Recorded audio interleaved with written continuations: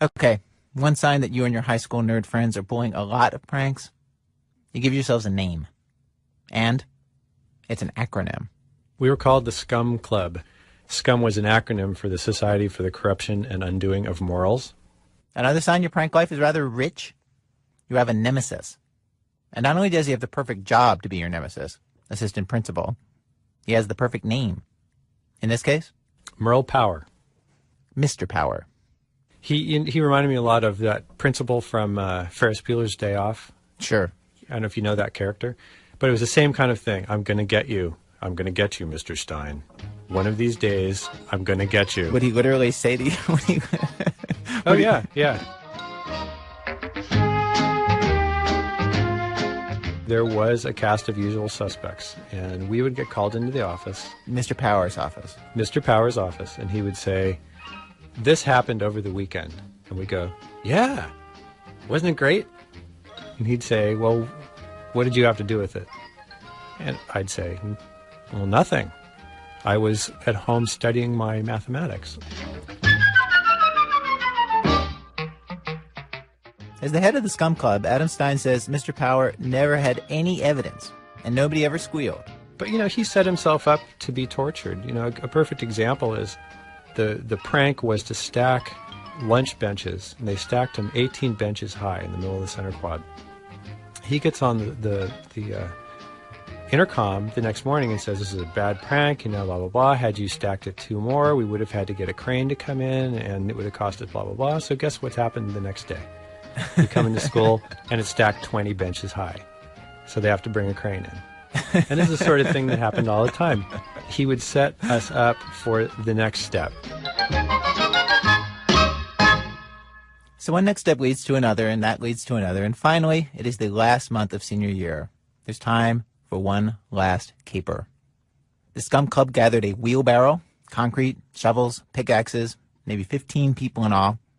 And then in the dead of night, 1 a.m., they go to school, spread out to their pre-assigned spots, lookouts on the perimeter of the school grounds, and they got to work, planting a toilet in the middle of the school grounds, right in the middle of the yard, cementing it in place, and then writing on the seat of power for, the nemesis. And everything's going great. When we hear this, "Stop, freeze, police," we took off running in all directions. And almost within a minute, a police helicopter was over us with lights on. And the beams were following us. And the helicopter was yelling, "Stop, this is the LA police. Stop."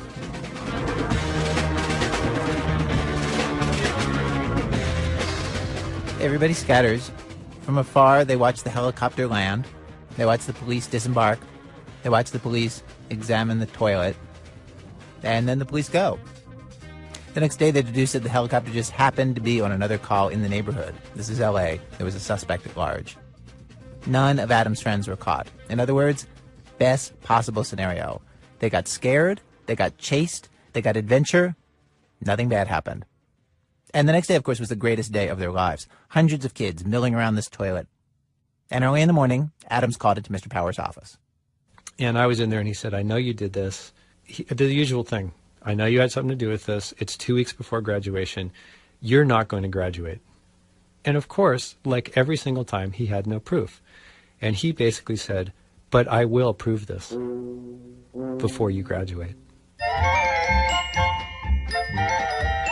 When we got to graduation, which was a couple weeks later, and it was, Southern California, sitting out on the lawn of our football field, 800 kids in my graduating class. So I go up, cross the stage, shake the principal's hand, get the diploma folder, go back to my seat, and sitting with my friends, open up to see what's inside, and, there are 2 sheets of toilet paper slid into the little plastic holder for the certificate. It's like he's winking at you. Yeah, exactly. That's exactly right. It was like a wink. And, it completely changed who he was for me at that moment. Like suddenly you liked him. I don't know if I go that far. Suddenly he seemed like a person. Yeah, he seemed like a person. Did it feel like you were in a cat and mouse game with him? for that year? Absolutely. You needed a nemesis. Had he been kind of a gentle, understanding sort of guy, it would have taken the wind out of our sails, I think. It's fun to do these sort of things. It's fun to do the cat and mouse. It's fun to tease that cat and see if he can get you, while staying within reach of the hole so you can escape into it, you know. Well, today on our radio program, Cat and Mouse, stories of people caught in a perpetual chase, doomed to it, or sometimes, like with Adam and his high school friends, the chase just makes our lives more interesting. From WBEZ Chicago, it is This American Life, distributed by Public Radio International. I'm Eric Glass. At one of our show today, El Gato y el Ratoncito, a guy embeds with an armed quasi-vigilante group for a cat and mouse game on the Mexican border. Act 2, Hello Kitty. David Sedaris explains how it really goes between mouse and cat when both are locked up in prison together. Act 3, looking for love seats in all the wrong places. What happens when a cat is confronted with hundreds, actually thousands, of possible mice and can't choose one? Act 4, Spray My Name, Spray My Name. A story of cops, graffiti writers, and the graffiti writer that we believe possibly evaded the police longer than any other. Stay with us.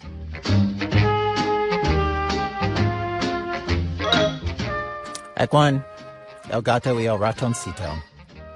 Well, at this point, most of us have heard of these guys who call themselves the Minutemen. They're a volunteer militia.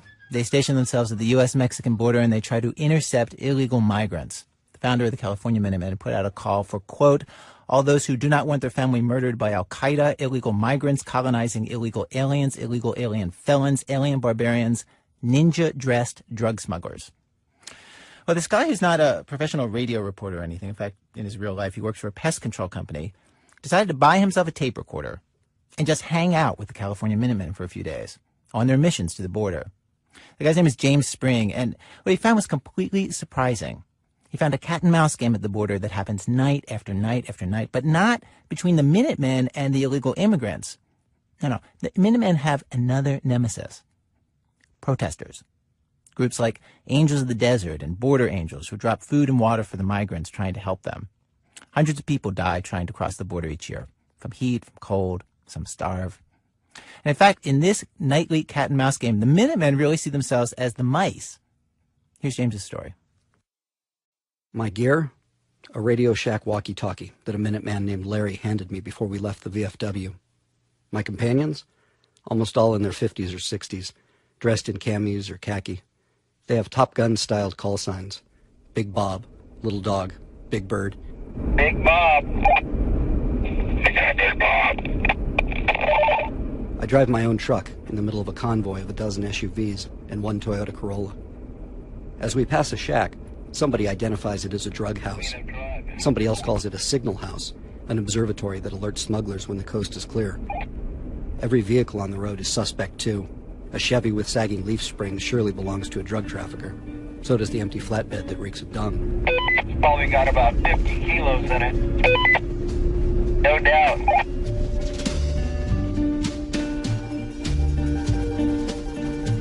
Tonight, our objective is to spot illegal immigrants and drug traffickers, and to radio Big Bob, who will be at the top of a hill where he can get reception with his cell phone to call the Border Patrol. The convoy's main concern is that we're going to be followed by the goons, the protesters. The goons, in fact, are the #1 topic of the radio chatter. The goons are not do-gooders, they say, not humanitarians. They're in league with the bad guys, on the take from the drug lords and coyotes. And then, as if summoned by fears, the goons appear. A red Suzuki Sidekick with a white cross on the door and a ratty sign that says Rescate, rescue, passes us going in the other direction and flips a quick U-turn. We're being tailed. I see him right there. Pull over, keep on by. Keep that distance. They made us as soon as we drove by. They know where we are now. Vehicle, drop your tacks. Slowing down. Wow. That seemed a little harsh.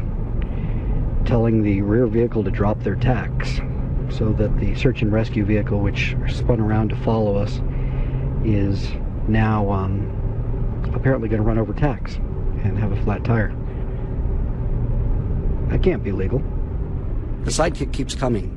The command about dropping the tacks, it turns out, was only a ruse, in the hopes that the enemy was listening in on our frequency. It's only when the Suzuki gets stopped by a random U.S. Border Patrol checkpoint that we're able to lose him. We leave the main road and race down a bumpy dirt track that cuts south toward Mexico. 10 minutes later, we arrive at a wide desert valley with a 2-foot-high rail fence marking the border. Okay, Roger, we're out of here. Let's go, guys. Each vehicle is directed by radio to park 100 yards apart, creating a half-mile line of SUV sentry posts. I park beside Larry Morgan, the guy who loaned me the walkie-talkie. Not just because he loaned me the walkie-talkie, and not just because I want to find out where I can get a t-shirt like his that says Undocumented Border Patrol Agent. I park next to Larry because he wears a big floppy hat, and he's the spitting image of my grandfather. Pretty much what you get out here. Larry tells me that he's a retired longshoreman from Los Angeles, an ex-Marine, just like my grandfather was. I ask him what the deal is out here. How do we do this thing? Larry explains that different Minutemen have different styles. Some guys flood their posts with light, but not him. Larry prefers stealth. I go completely black, I go dark, and I go quiet. I don't talk. Sometimes I'll turn my radio off. Stand by, please. That way you can hear anything within. Your voice travels about a half a mile, maybe a mile out here. People can hear us talking, okay? And at night, this would be a dead giveaway. We're burned. Rescate Angels are back on the road behind us. They found us. Damn. We see a car approach from about a mile away with its horn honking. It's the Suzuki Sidekick. Larry is walking in tight circles with his hands on his head.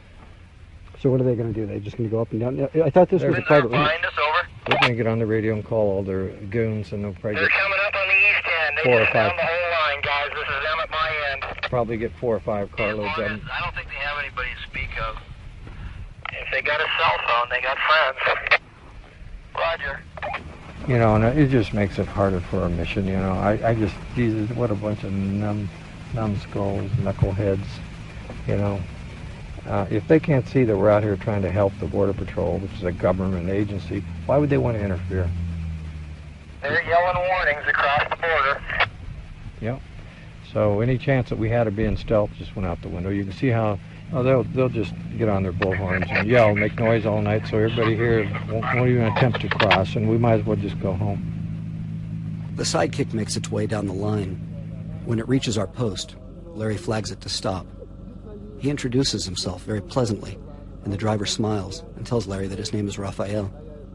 He explains in fractured English that he is a volunteer with Border Search and Rescue. I am rescue and search. Larry crouches down so that he's eye to eye with Raphael and tells him that they both believe in helping people. I don't want to see anybody get hurt either, Larry says. And then he tells Raphael to follow his heart. You just do what you have to do. And Raphael says, I believe we are both on the same side, because you love this country, and I love this country. The one difference is, I've got 2 countries. I watch Larry nod again. Interesting way to look at it. Larry pats the hood of the Sidekick and says, nice to talk to you. Raphael continues down the line. After this exchange, I'm thinking, the Cold War is over. The wall has come down. But instead, Larry offers this analysis. Yeah, you know, you talk to this fella, and he appeared to be reasonable, rational. It turns out that he's a suspected drug dealer and human smuggler. It's what he does, and he doesn't like us here. That's the reason he's down here with his goons, and they're trying to run us out of here. Amazing. And here he comes.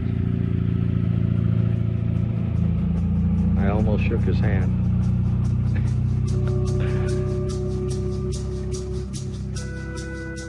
I ask Larry how he knows the protesters are working for drug dealers. He says the Minutemen's founder Jim Chase says so, and Big Bob said exactly the same thing. That's 2 sources, he says.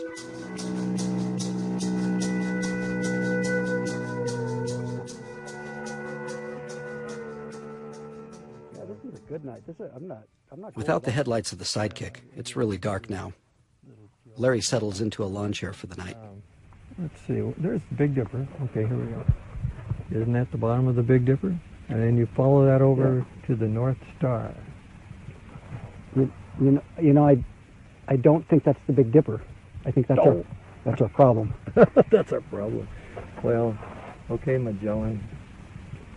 Yeah, I think that's the one they call Cassiopeia. Oh, okay. I walk back to my truck for a pair of binoculars. Not that they'll do any good. There's no moon, and the entire desert is now as black and flat as a tar pit. When I get back to Larry's truck, he's pretty much abandoned the idea of stealth. I hear perhaps the strangest sound I could have ever imagined at this moment. What do you think of that? Isn't that pretty? You probably never heard of him. Luis Miguel. Romantico Musical. You have Mexican romantic music in your truck. I have 6 CDs. Then I have, I have another one too. I can't think of his name. I just love this stuff. It's really neat.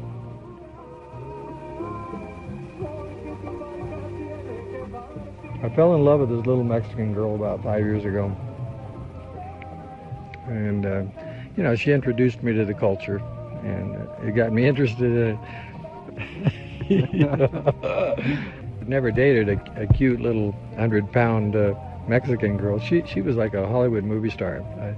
I met her walking her dog in the park across from my home back in just before 2000, and we started seeing each other. And I was, I guess I was 57, and she was 28, and it was fun. I really enjoyed it. Was she a Mexican from Mexico, Mexican, or? Yeah, she's a Mexican, illegal, no green card. Do any of your pals out here on the line, or do they know this story? Yeah, I've shown them pictures of Christina. She's a really cutie. Anyway, I haven't met anyone quite like her, and now I don't know what I'm doing here today. She broke my heart and dumped on me, so this is my way of getting even. Just joking. Truthfully, his heart doesn't seem to be in this game. Here he is, an hour before midnight, a couple 100 miles from home, and he's barely paying attention. When the sidekick rattles by again, slowly, Larry misses it. He asks if I've seen the border angels even as they're passing us not 3 car lengths away. He sees lights that don't exist and misinterprets the ones that do. I wind up pointing things out to Larry. I just saw up on the hill there. See that bright light? Oh, yeah. Yeah, you know what? Look at that. Yeah, he was signaling, wasn't he? Yeah. You'd be surprised now how many people might be out here looking down at us. There he's signaling again. I wouldn't know how to guess, but I bet there might be 20 people out there looking at us right now. You know, in April, we stopped groups of 16, 14. I caught 8 myself one morning, a family. This was last spring, when he was volunteering with the Arizona Minutemen. Larry helped a Border Patrol agent catch a Mexican family.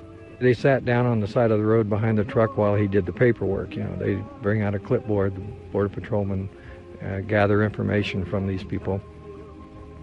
Little children, a couple of them were 6 or 7 years old, girls, and they were frightened. They were afraid of either me or the Border Patrolman or both of us. But I went to my truck and brought out a case of water, small bottles of water, and shared it with them.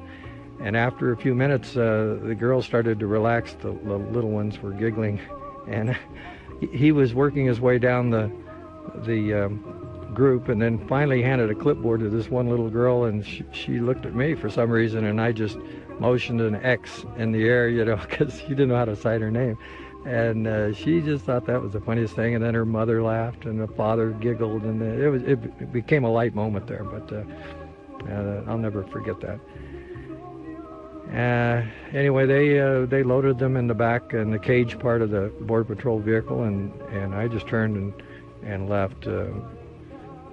I never saw them again, and I assumed that they were taken back to the border and released, and maybe they came back the next day. Who knows? But was there any when they were taken off? You know, they're loaded into a cage, and you're watching a couple kids. I mean, that must have grabbed your heart a little bit. Well, of course it did. I was responsible to a large extent for that, and And it was sad. I mean, I was touched by it. I thought, what am I doing this for? Because, it just was sad to see these people. It did dawn on me that, if I'm going to do this, I have to be a little stronger. When Larry talks about why he's doing this, he gives the standard pitch that all these guys give. Illegal immigration has ruined the public schools. Hospitals have closed because they were forced to provide free emergency care to Mexicans. Then there are all the Mexican drugs that have destroyed America's children. He says he just felt like he could make a difference. You'd be surprised, he says, when you find something you really believe in. We just can't let any more of these people into our country. It's like going to the dog pound or the pound, and you go in and you look at the little puppies and you look at the little kittens, and you just want to load your car and take them all home. Well, I don't go to the pound because I don't want to put myself through that. And in a way, it's the same thing here. These people, they're wonderful people. They're hardworking, but we just can't absorb them anymore. I think we've reached the point now where there's just a limit to what we can allow.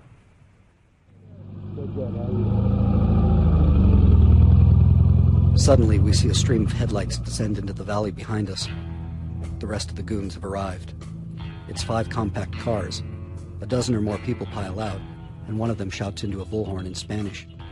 "Poor people of Mexico, please do not attempt to cross here tonight. There are armed men waiting for you."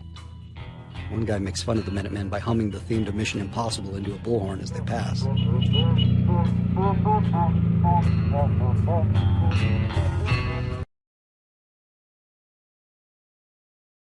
So, we're the Minutemen. We're going to stand.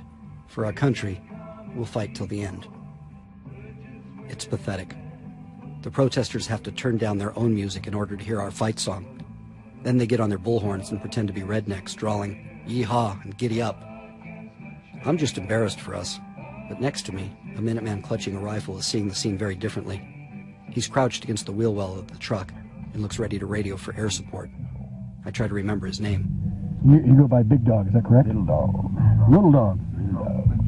Big Dog's on his way down from Phoenix with more The party's just getting ready to start. Little Dog's real name is Robert Crooks. He's a retired commercial fisherman from Santa Barbara. The reason he's expecting sniper fire any minute, he tells me, is that LA's 18th Street gang has put a bounty on their heads because Minutemen patrols have virtually stopped the flow of drugs, shutting down the gang's business. The bounty on our badges is $25,000 cash. And they don't even have to present the badge or the carcass because the media will cover it. They'll get their reward. And one sniper shot, that's 25 grand. That's a brand new Harley for one of these guys. You know what I'm saying? Scary, huh? In America? Man. Reportedly, no one's ever been hurt during these rallies on the border. The only news story of protester violence was a single incident in which one protester allegedly kicked the shin of a Minuteman. No charges were filed. I wonder who called this thing on. The two sides square off for more than an hour.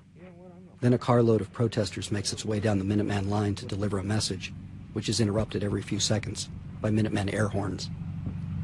Buenas noches, señor and señoras. Gracias for the show. We'll be back again tomorrow night. It'd be better if you just left, then we wouldn't have to do this every single... You are not stopping immigration. You are not stopping drugs. You are not stopping terrorism. You are furthering this. You are furthering everything you are against. Please go home and rethink all your values. Have a nice day. And this is for you.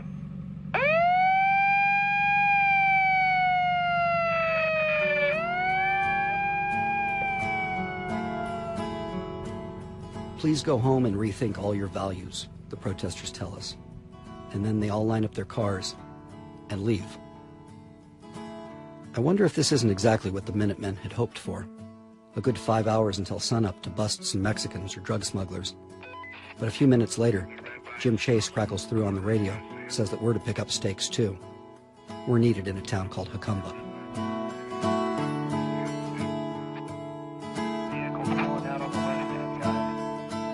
Listening to the walkie-talkie on the way down, I gather that Jacumba is considered a hostile village and that intelligence indicates that something big is going down tonight, involving a drug smuggling cartel based in the town.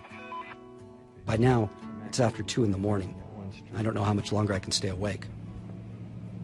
When we get to Hakumba, each vehicle stops at a different street corner along the main drag, which seems to be the only paved road in town. Larry and I park by the sign that says, "Welcome to Hakumba, population 654. We're supposed to write down the license plate numbers of all cars that pull onto the main road. Big Bob will call them into the Border Patrol. Larry and I stand on the corner and watch a lot of nothing. I think about how most of these guys are Vietnam vets. I think of a friend of mine who was a corpsman, how hard it was for him to return to normal life after the war. What experience has ever been as intense for them, besides this? Yeah, this is like Tikrit in Iraq. We could be taking incoming at any moment. I haven't seen a roadside bomb yet, but that's not to say they don't have this set up. And this is a drug town. What you see is very dangerous. I'm not sure what to expect next. Now all we need is a car to pass. All we need is for some drug dealer dumb enough to drive out onto this highway and try to do a drug deal in front of some of my eager friends. Eventually, the sheriff shows up. He tells Larry that it's great that we're here and asks if we wouldn't mind doing him a little favor. Some kid's been stealing bicycles in Hakumba, taking them right off porches. The sheriff asks if we could keep an eye out and hands Larry a card with the phone number. Soon the border has been forgotten. The drug dealers are forgotten. Larry radios Big Bob, and within 30 seconds, all the Minutemen have abandoned their posts and converged at our corner to offer the cop their support. Big Bob and another Minuteman devise a plan to set out a decoy bicycle to entice the thief. They're on the case. They're watching. They're waiting. To protect us from the bad guys, they're drawing a line in the sand.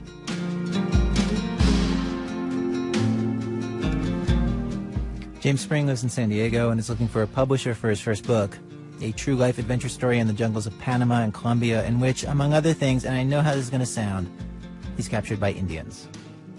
Wake up America, before it's too late.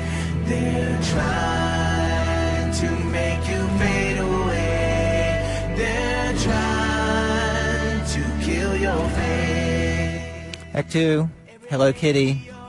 Well, as we've already seen today, sometimes it is hard to predict who is going to chase whom when it comes to cat and mice. David Sedaris has this story. It was the stupidest thing the cat had ever heard of. An AA program in prison. Like you could find anything decent in here anyway. But if it would get his sentence reduced, well, all right, he'd sign up, dance the 12-step, do whatever it took to cut out early. Once he was free, he'd break into the nearest liquor store and start making up for lost time. But between now and then, he'd sit with the sad sacks and get by with a little aftershave. The only thing he wouldn't do was speak at one of the meetings. As a rule, they were pretty boring, yammer. But every now and then, someone would tell a decent story. This mink, for example, who'd swapped his own pelt for a bottle of Kahlua. The cat didn't know you could live without a pelt, but it was possible. Not pretty, that was for damn sure, but it could be done, and this mink was living proof. It helped that he had a sense of humor about it, and told the story with a little pizzazz, complete with sound effects and different voices. When he came to the bit about his wife mistaking him for a beef tongue, the cat laughed so hard he fell out of his chair. "Thank you," the mink said at the end of his little speech. "You've been a great audience."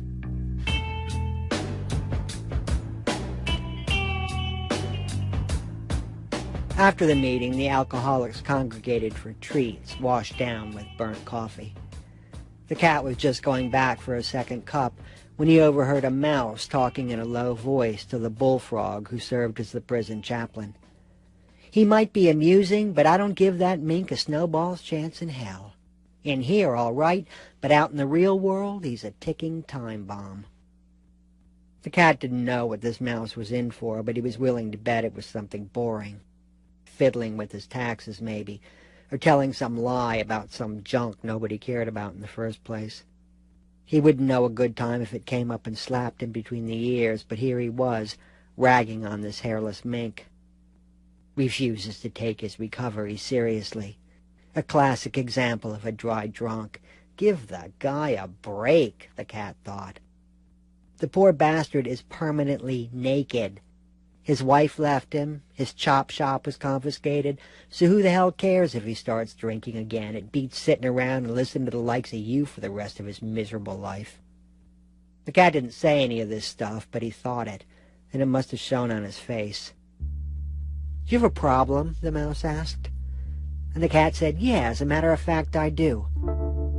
Sensing trouble, the chaplain moved between them and held out his webbed hands. "All right, gentlemen," he said, "let's just take this down a notch." "I got a problem with certain rodents," the cat continued. "The kind who think that unless you're as pompous as they are, you're going to wind up on the trash heap." "Yeah?" the mouse said. "Well, I got a problem with cats who try to take someone else's inventory before they've taken their own." He was a spunky little thing, you had to give him that. Here he was, no bigger than a hairball, yet he was more than willing to mix it up, and with a cat no less.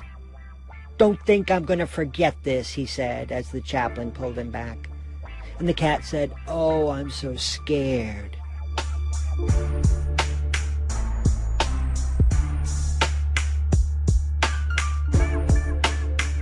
When dinner time came, the cat joined the mink for burgers and fries in the prison cafeteria.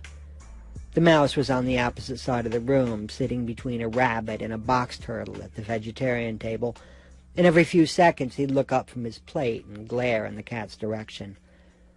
"I don't know what's going on between you two," the mink said, "but you'd better find some friendly way to straighten it out. I'm telling you, brother, you do not want that mouse as an enemy." "What's he going to do?" the cat said. "Steal the cheese off my hamburger?" "I don't know what he's going to do, but I know what he did do," the mink said. And he leaned his raw, seeping head across the table. "They say it was arson. Chewed through some wires and set a police building on fire. 4 German shepherds killed on the spot, and 2 more so burnt their own mothers wouldn't recognize them. Now, I don't know what all you think, but in my book, brother, that's cold." The cat dragged a fry through a puddle of ketchup. "Dogs, you say?" The mink nodded.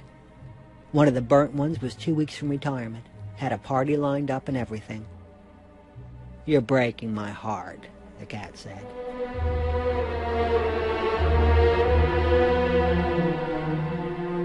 The next AA meeting was par for the course. Not a decent story to be had. Someone said he was dying for a drink, and then someone else said the same thing. When that got repetitive, a member told the group why he wanted a drink. "Anyone else like to share?" the chaplain asked. "Any new voices we haven't heard from?" And the cat closed his eyes.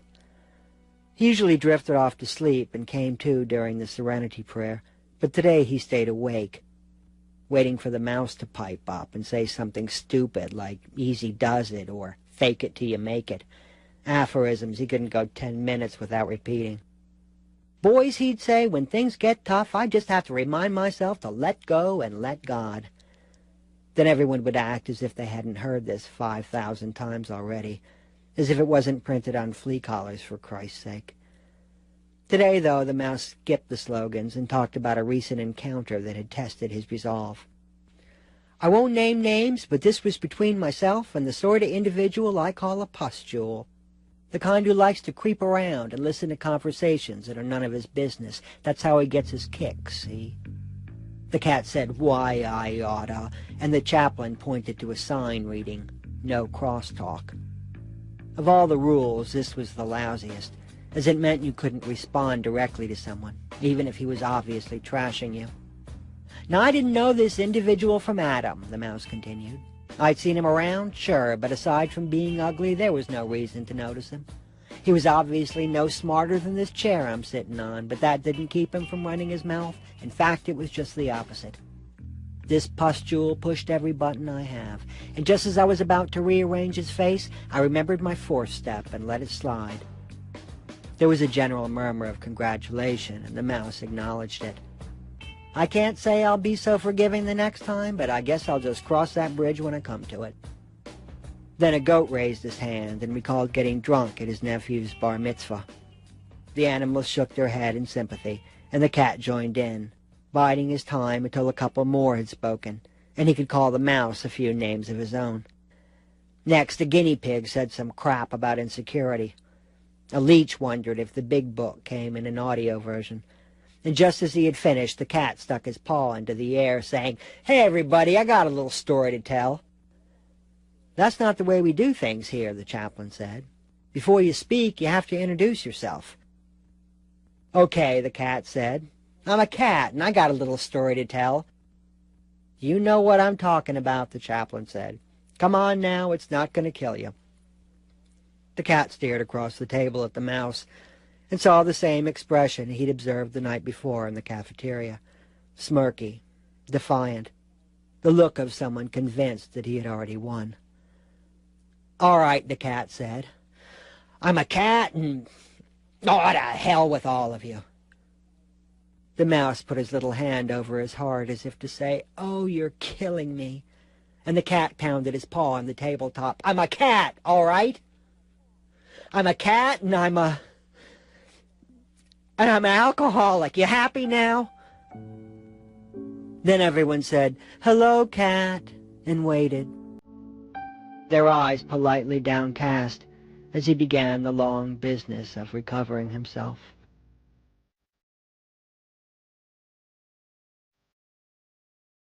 "So that's how I met my first sponsor," the cat would later say. This at meetings in damp church basements and low-slung community centers, years after he was released from prison. "That little SOB saved my life. Can you beat that? A murderer, an arsonist, and not a day goes by when I don't think about him." It maybe wasn't the best story in the world, but as the mouse had told him on more than one occasion, it wasn't the worst either.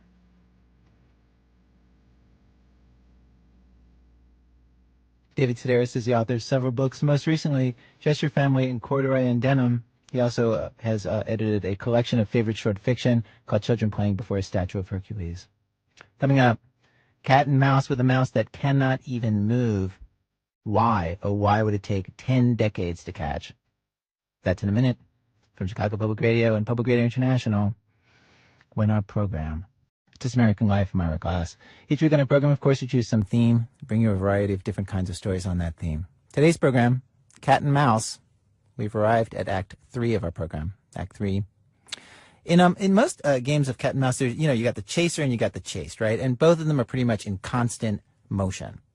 But here's a story where the mouse is not moving at all. In fact, the mouse is an inanimate object, and yet somehow cannot be caught. David Siegel reports. I've known Eric for just about 20 years, and for nearly the entire length of our friendship, he's been hunting quarry that everyone else cornered a long time ago. Something nobody really thinks of as the sort of thing you hunt.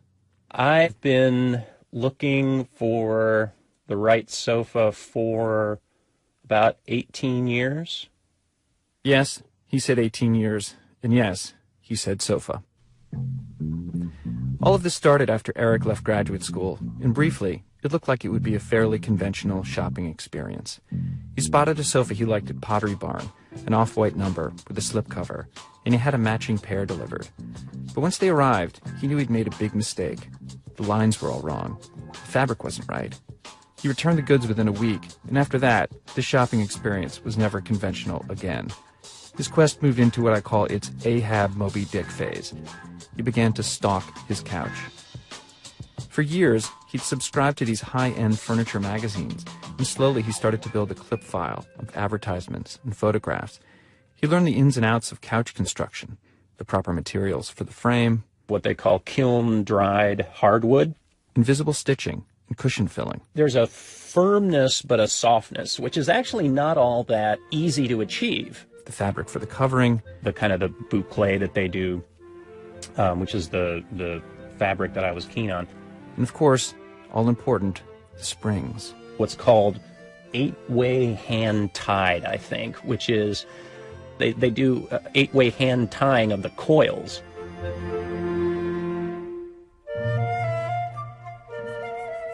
I should say, Eric's not this way when he's buying clothes. He's not this way when he's ordering dinner. He's not this way with a lot of things. But when it's something he cares about, he's methodical and he's relentless. But with the sofa, he went further than he ever had before. By the time his search entered its 10th year, it's more than twice as long as it took scientists at the Manhattan Project to develop the atom bomb, Eric was honing in. He'd started shopping in these swanky boutiques, places that don't even have storefronts, places where someone has to tell you the address and then buzz you in. He had his eyes on the work of a sofa superstar named Jean-Michel Franck, and there was one piece in particular that he decided was the couch of his dreams. It was a $12,000 three-seater with Italian nutwood and a beeswax finish. Eric found the one place in the country where it was for sale. A place called Ralph Pucci. So you walked around this place, and did you fall in love with any of the sofas? Like, did you hear the church music you were looking for? Yeah, well, it's interesting. The short answer is I didn't, which was a kind of dismaying. When I saw it in person, I was actually a little underwhelmed. So you ultimately passed on all of the sofas that you came across during your 15 to 18 year search for the perfect sofa. Could you describe your current sofa? That's just plain mean. Where did you get your current sofa? So I got my current sofa for free. It was a donation from a friend that I was helping move out of his apartment. The polyester fill cushions have gotten flattened to the point where if you plop down, I mean, if you just kind of collapse into my sofa, you will actually hurt yourself.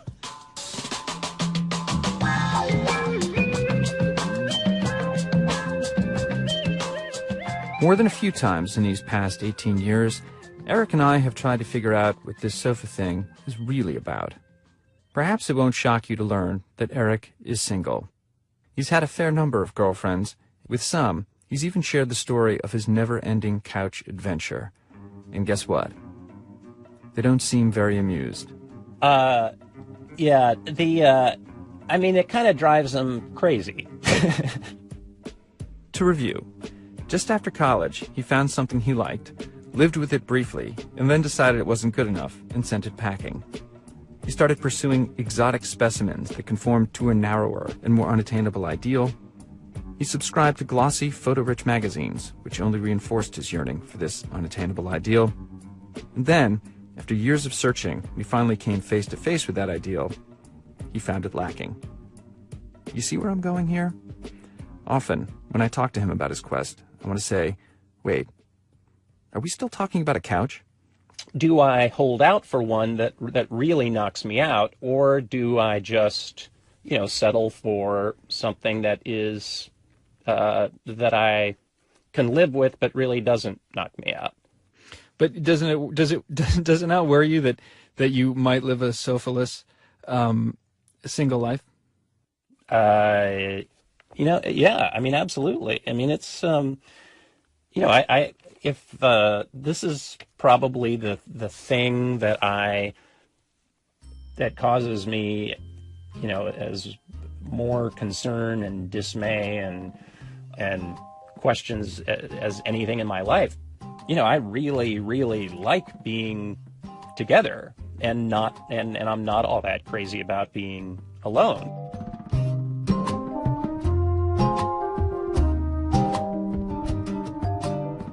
One thing that's interesting about the tale of Eric's nonstop sofa safari, which I've heard him tell more than a few times, is that it ticks off nearly as many people as it amuses. Some are actually angry when he's done with the story, and I think I know why. Two radically different worldviews are clashing here, one in which life is all about seeking perfection, and the other in which you make normal compromises and settle for good instead of great. The settlers consider the perfection people to be babies and whiners. The perfection people see the settlers as strangely hostile milquetoasts who've given up, who aren't striving for greatness, who've been cowed into lowering their standards. Personally, I know that part of me wants to tell Eric, don't yield, do not surrender, hold fast, wait for that transformative moment. even if it means you're alone and drooling on a frat house futon for the rest of your life. And another part of me wants to tell him exactly the cops who were trying to bust them. So this is how it works. Some teenager decides he's going to start writing his name on things, buildings, vans, windows, and then 75 NYPD officers have full-time jobs trying to hunt him down and arrest him. They can get downright obsessive. A lot of the officers in the unit will say, you know, I want this guy. This is Lieutenant Steve Mona. He's been with the Vandal Squad for 19 years. He knows the feeling. It becomes like a disease. You know, you hear it when the cops come into work at night. You know, they don't just drive down the parkway to get to work. They drive down the parkway and looking at the bridge abutments and everything. And the minute they come into work, it's not even roll call time yet, and you hear one cop saying to the other one, "Hey, did you drive down the Bronx River today?" "No, I didn't. Why?" "Oh, well, it was clean yesterday, and so-and-so and so-and-so hit it last night. They must have been out there. Damn, I was there, like, you know, we passed there around 2 o'clock in the morning. I don't remember the graffiti."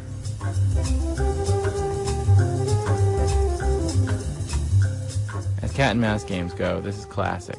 You have the writers, more nimble but less powerful, dashing out, doing their work, almost taunting. And then you have the cops, watching and waiting and occasionally catching them. The 75 Vandal Squad cops call themselves the Vandals. Some cops will get fixated on a certain writer. Officers have been known to keep snapshots of graffiti taped to their computer monitors, and for a while, Lieutenant Mona's screensaver was a piece by a notorious writer named Lee. They study a writer's work, learn his style and habits. They follow them to and from their houses. They know where they work.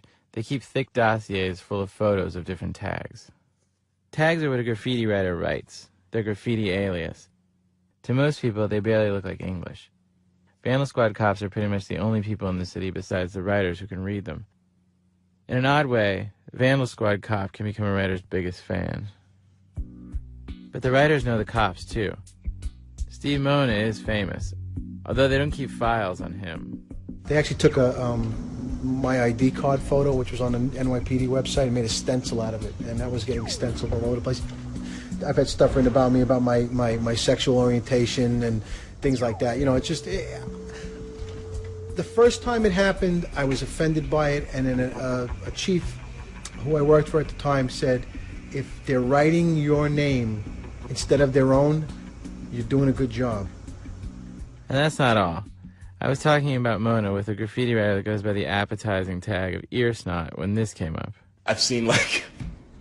I've seen his Friendster thing. I know somebody else did that. I'm sorry. He has a Friendster page? There was a Friendster page of, like, this cop with a mustache that looked, you know, like... And it said Mona. Somebody was putting up stencils of that. It was obviously a character that somebody else created about him. After he told me about the Friendster page, I looked it up.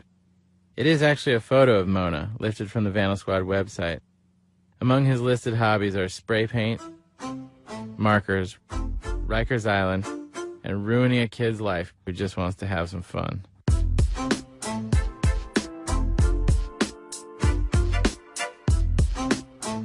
Graffiti writers actually give specific cops nicknames, like Bongos, whose name was a play on his actual name, Baglioli, or Iceman, who looked like the character from Top Gun. And then there were Tom and Jerry, because their names were, in fact, Tom and Jerry, like the cat and the mouse. First of all, let me just say, every time I've gotten chased, I've gotten away. So I have a 100% record of running and getting away. Is there an enjoyable aspect to the fact that the cops are looking for you and after you? I mean, you know, it feels good to be wanted and stuff, no matter what anybody says, no matter what kind of want it is. It's dope. They want to get me, you know. It's Bonnie and Clyde. It's Wilt Chamberlain. Like, they just want you.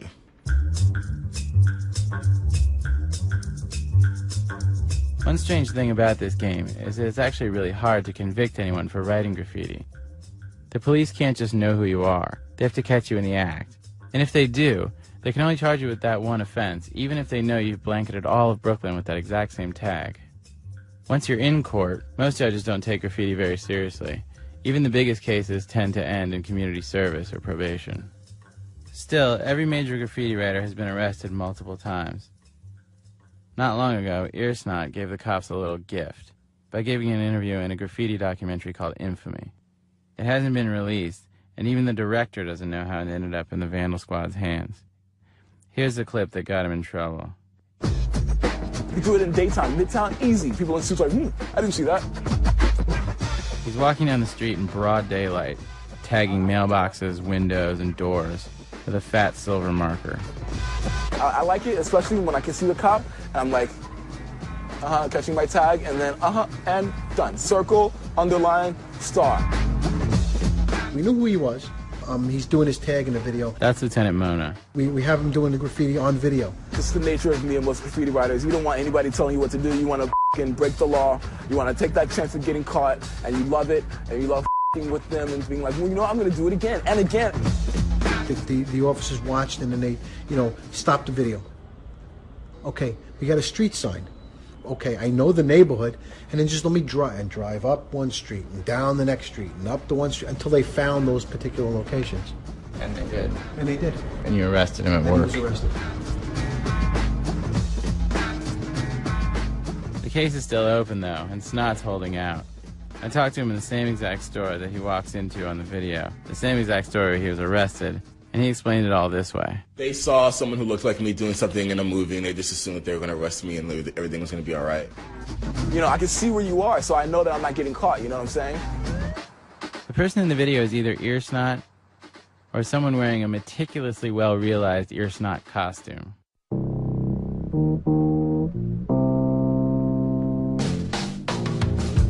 Then there's a graffiti writer who managed to evade the police longer than anyone else, the guy whose tag was Revs. Revs accomplished one of the most extensive and sustained graffiti projects of all time. He didn't just bomb as many walls as he could. He didn't just write his name. He wrote his entire autobiography on New York City itself, on the walls of the subway tunnels. Down there, between the stations, he would paint a swath of wall white, say 4 feet by 10. And then on the white patch, he would write in black spray paint, page after page, telling his life story in the dark, in a place where no one would read it. The pages are signed, numbered, and dated. There are 235 of them, one between almost any 2 stations in the city. I've seen a few dozen, and they are quite moving and impressive. Even Lieutenant Mona thought they were interesting. Little poems, he called them. For years it was a mystery, even to the cops, how he did it and who he was. How he got a roller, a ladder, and a bucket of paint into the tunnels at night, all while dodging trains and cops and track workers. Cops would read the pages for biographical details, like page 2, where Revs gives the date of his birth and the name of the Brooklyn hospital where he was delivered, Victory Memorial in Bay Ridge. He was 8 pounds, 13 ounces, a C-section. This went on for years, the Vandal Squad chasing him the whole time. Finally, he was caught in the act, arrested, charged, and convicted, not only with graffiti and trespassing, but also possession of stolen property, which he was wearing, a stolen subway worker's uniform. That's how he was able to evade the police all those years. Everybody who saw him with the buckets of paint just thought he belonged down there. The officer who caught and interrogated him, James Baglioli, the one graffiti writers call Bongos, has probably read more of his pages than any non-writer. He told me he'd spent so long chasing Revs, piecing him together, sort of forming him in his mind, that it came to be that he understood him a little. Revs turned out to be a 33-year-old iron worker from a working-class neighborhood. Not so different, really, from any of the cops pursuing him. Brian Thomas Gallagher is the senior editor at Topic magazine. Well, our program today was produced by Alex Bloomberg and myself, Diane Cook, Jane Focus, Sarah Kennedy, Neil Leary, and Lisa Pollack. Our senior producers, Julie Snyder. Elizabeth Meister runs our website. Production help from Sam Hogwin, Thea Challoner, Seth Lind, and Tommy Andres. Music help from Jessica Hopper. Special thanks today to Roger Gassman, Bobby Pulio, Doug Bray, Scott Jordan, the graffiti writers Caw, Money, and Cycle. Support for our podcast, our free podcast, comes from audible.com, where you can download audiobooks, magazines, newspapers, and radio shows, including archives from the last 10 years of This American Life, available at audible.com/thisamericanlife and at the iTunes Store. This American Life is distributed by Public Radio International. This American Life is made possible by Volkswagen of America and the Volkswagen Jetta, reminding listeners that safe can happen anytime, anywhere. Volkswagen Jetta, safe happens. Hey, everybody, I got a little story to tell. Oh, WVEZ Management Oversight by Tori Malatia, who I guess has something he wants to share with everybody. I'm a cat, all right? I'm a cat, and I'm an alcoholic. You happy now? Hello, Tori. Back next week with more stories of This American Life.